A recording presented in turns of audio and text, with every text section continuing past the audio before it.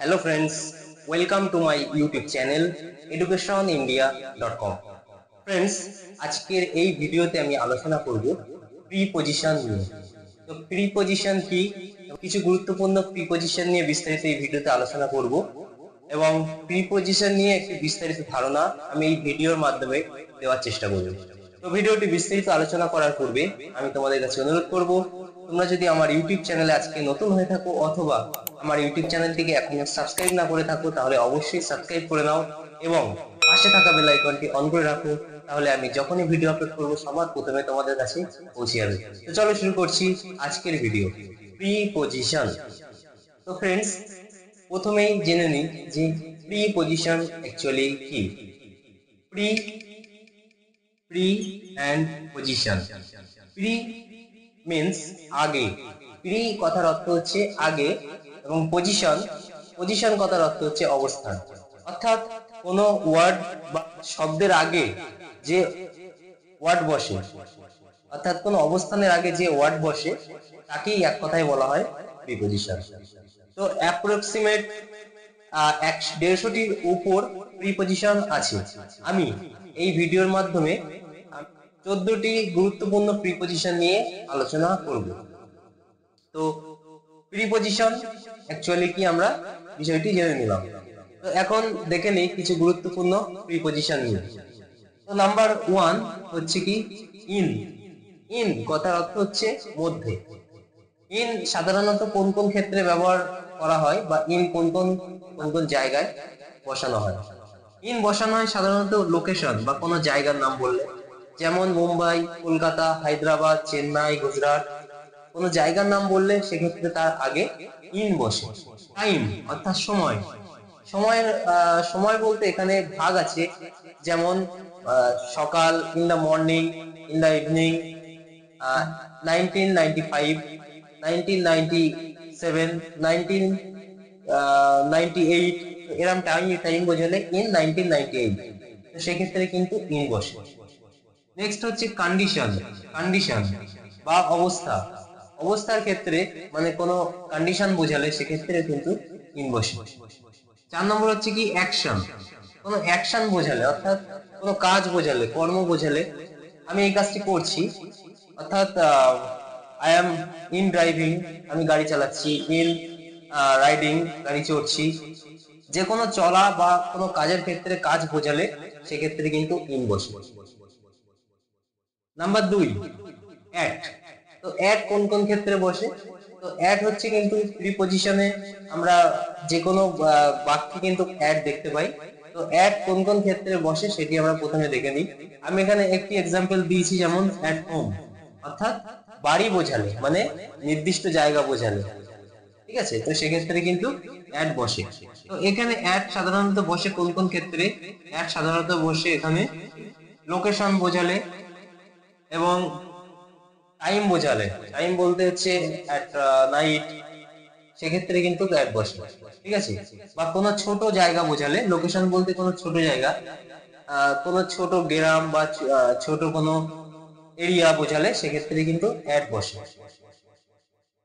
এছাড়া এখানে অ্যাট আরো অনেক ক্ষেত্রে বসে, যেমন কন্ডিশন বোঝালে, অবস্থা বোঝালে অবস্থার ক্ষেত্রে কিন্তু অ্যাট বসে। Number 3 on.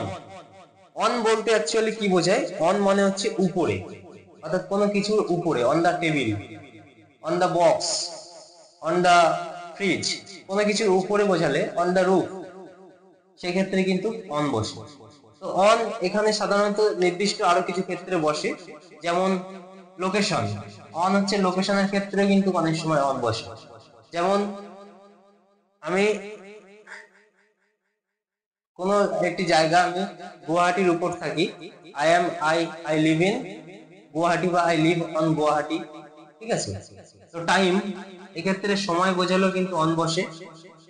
টপিক কোনো বিষয় বোঝালে, কোনো বিষয় বোঝালে কিন্তু অন বসে, যেমন আমি কোনো একটি বিষয় নিয়ে যখন আলোচনা করব, কোনো স্টোরি, অন দ্য স্টোরি, বা ক্ষেত্রে সাপোর্ট বা সাপোর্ট কিছু বোঝালে সেক্ষেত্রে কিন্তু অন বসে। সাপোর্ট বোঝালে অন বসে।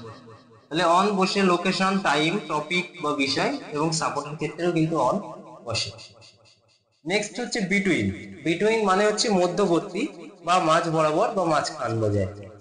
কোনো দুটি জায়গার মধ্যবর্তী বোঝালে তাহলে বিটুইন বসে। তো সেক্ষেত্রে বা বিটুইন ইন্ডিয়া অ্যান্ড পাকিস্তান, তো বিটুইন ইন্ডিয়া অ্যান্ড বাংলাদেশ, তো কোনো দুটি জায়গার মধ্যবর্তী বোঝালে কিন্তু বিটুইন বসে। টু, টু অর্থাৎ টু মানে হচ্ছে তে, তে করতে খেতে যেতে বোঝালে কিন্তু টু বসে। যেমন টু স্কুল, আমি স্কুলে যেতে চাই বা স্কুলে যাচ্ছি, I am going to school. Okay, তো এক্ষেত্রে টু আরো কিছু নির্দিষ্ট ক্ষেত্রে টু বসে, যেমন ডেস্টিনেশন বা কোনো গন্তব্য বোঝালে, গন্তব্য বা ডেস্টিনেশন বোঝালে যে আমি I am going two Barasat, I am going two Kolkata, I am going two Delhi. তো কোনো ডেস্টিনেশন বা গন্তব্য বোঝালে সেক্ষেত্রে কিন্তু টু বসে। নেক্সট হচ্ছে টাইম, কোনো সময় বোঝালে সেক্ষেত্রেও কিন্তু টু অনেক সময় বসে। মুভ চলা বোঝালে, মানে এক জায়গা থেকে আরেক জায়গায় আমি যাচ্ছি, মুভ করছি, তো সেক্ষেত্রে কিন্তু টু বসে। পারপাস বা কোনো উদ্দেশ্য বোঝালে, কোনো পারপাস বা উদ্দেশ্য বোঝালে যে আমি এই পারপাসে যেতে চাই, I am going to the park for enjoying with my friends. তো কোনো একটি পারপাস বোঝালে কিন্তু সেক্ষেত্রে টু বসে। নেক্সট হচ্ছে কি ফ্রম। ফ্রম মানে হচ্ছে থেকে বা হইতে। তো ফ্রম এখানে একটা এক্সাম্পল আমি দিয়েছি, from the England, I am coming from the India, আমি ইন্ডিয়া থেকে এসেছি। ওকে, তো সেক্ষেত্রে কিন্তু ফ্রম মানে থেকে বা হতে বোঝালে কিন্তু ফ্রম বসে। নেক্সট হচ্ছে কি বিহাইন্ড। বিহাইন্ড মানে হচ্ছে পিছনে, কোনো কিছুর পিছনে বোঝালে, বাড়ির পিছনে বা গাছের পিছনে, behind the tree, behind the home and behind the box, কোনো কিছুর পিছন বোঝালে বা পিছনে বোঝালে সেক্ষেত্রে কিন্তু বিহাইন্ড বসে। নেক্সট হচ্ছে অ্যাভব। অ্যাভব মানে হচ্ছে উপরে, উপরে বোঝালে, এই উপরটি অন মানে উপরে, বাট অন মানে হচ্ছে যখন একটি সাপোজ এটা হচ্ছে একটি টেবিল, এটার উপরে বোঝালে এটাকে বলা হচ্ছে কি অন, বাট এটা যখন এত উপরে থাকবে সেটাকে বলা হচ্ছে অ্যাভব। ওকে, এটাকে বলা হচ্ছে কি অ্যাভব। তো এখানে যেহেতু অ্যাভব, এখানে অ্যাবভ মানে হচ্ছে কি অনেকটাই উপরে। ওকে, নেক্সট হচ্ছে কি বিসাইড। অ্যাবভ দা হোম, ঘরের উপরে। বিসাইড, বিসাইড মানে হচ্ছে পাশে, যে beside the hotel, beside the room, কোনো কিছু পাশে বোঝালে বিসাইড বসে। নেক্সট হচ্ছে আফটার। আফটার মানে হচ্ছে পরে, আফটার মানে পরে। আফটার লাঞ্চ খাবারের পর, আফটার ডিনার রাতের খাবারের পর, আফটার ব্রেকফাস্ট সকালের খাবারের পর। তো কোনো কিছুর পর বোঝালে আফটার বসে। ইনটু, ইনটু মানে হচ্ছে বাইরে থেকে ভিতরে যাওয়া, ইনটু মানে বাইরে থেকে ভিতরে যাওয়া।